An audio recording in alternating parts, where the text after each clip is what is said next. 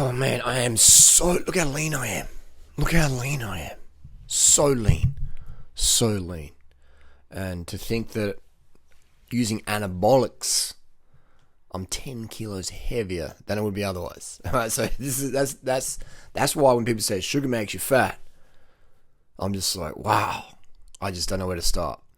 Oh, but you ride a bike. Most cyclists are fat.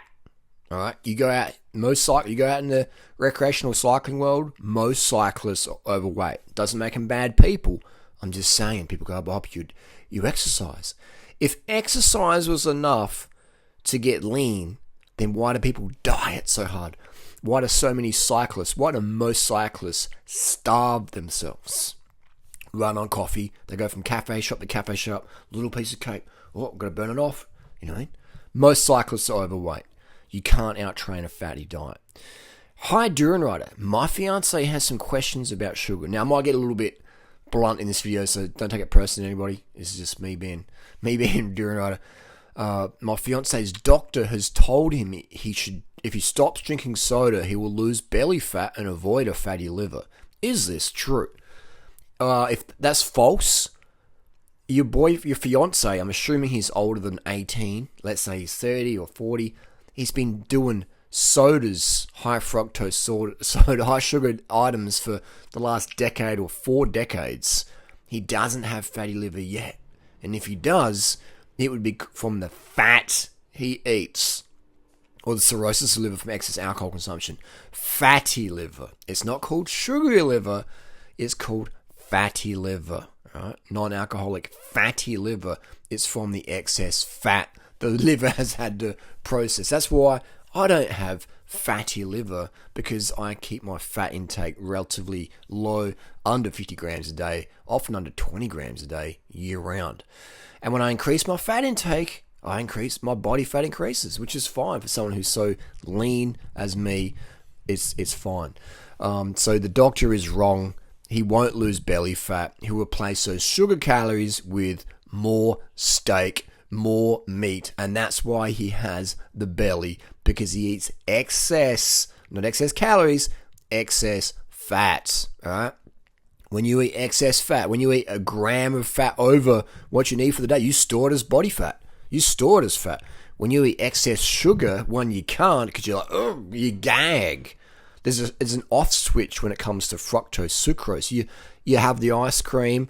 I'm assuming it's going to be low fat. You have it, and then the last spoon, you're like, oh, gagging, can't do no more. You put it back in the freezer. All right. Now, what happens if you're eating high fat ice cream? Now you've had 100, 200 grams of fat. Depends how fatty the ice cream is. You've only had like 100 grams of sugar or so, as an example there. So that's the fat tax. So you're eating all this sugar, which you need for your brain cells, your 30 trillion cells in your body, all run on sugar, but then you're having all this fat with this sugar. So that's really high, what I call metabolic tax. To get you 500 to 800 grams of sugar a day, you need to function as an adult. Now you're getting 100, 200, 400 grams of fat a day, and you're gaining a kilo of fat a week almost. And no wonder we have an obesity epidemic in the countries with high fat intake. India, ghee. They love ghee. What is ghee? Ghee is 100% fat.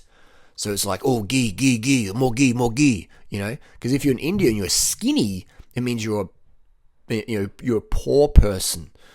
The Dalit caste system, etc. That's why if you want a really attractive Indian wife, you go straight to the slums where they can only afford dal, which is rice, sugar, the dal mix, rice and dal, and sweet drinks. And the women are like really amazing shape. And then if you want, let's say you want an obese Indian wife, nothing wrong with that, more cushion for the pushing, you'll go to Bombay, or you go to where they have more meat, more fat, more ghee, more butter, more oil, and they just, and the fat you eat, the fat you wear. So this doctor doesn't have a clue. I bet the doctor's probably got a gut, which is fine. Not making fun of anyone. Just this discussion is about fat. All right? It's about fat. So the fat you eat is the fat you wear, and the fat you don't eat is the fat you don't wear. So the fiance's, his parents and 4 brothers have been drinking soda all day long, and have for years and years, and they're all overweight. Is it the soda causing this? I wonder. I drink a lot of soda, a lot of sugar. I guarantee on my life I have more sugar than them per year. Guarantee it on my life. Because these people aren't doing activity, so their calorie intake is going to be very low compared to me, who's working and actually not lazy, getting stuff done mentally, physically. So my hunger drive will be higher than them. They'll tap out, but they eat more fat than me. Right? That's why if you lower their fat intake to 20 grams a day, they would become as lean as me in due time. It's the obese people get so lean on my program. They lean out so quick. Unless I've been doing water fasting and yo-yo dieting for the last 10 years. But generally, they lose fat really quick. Because if you're not eating the fat, your body can finally burn the fat. Again, this is so simple. People are shocked at the solution. But the fat's coming from the sugar. It's not coming from the fat. No, fat comes from fat. I don't know about that. Fat comes from sugar. Sugar is fat. How many grams of sugar how many grams of fat in 100 grams of sugar? 0. How many grams of fat in 100 grams of fat? 100. But surely it's the sugar making people fat and not the fat. Surely if you rub dog shit into the carpet, the smell comes from the nylon, not the dog shit. You know what I mean? Like, sometimes we have to get a little bit of a crazy example there. Surely if you throw the brick through the window and it breaks, it wasn't the brick that broke the window. Surely it was the wind. It was the way you looked at the window. That's what broke the window. It wasn't the brick. It's not the fat making you fat. It's the sugar, guys and girls. Oh my God. I'm not being rude here. I just can't comprehend how people don't get this such simple thing.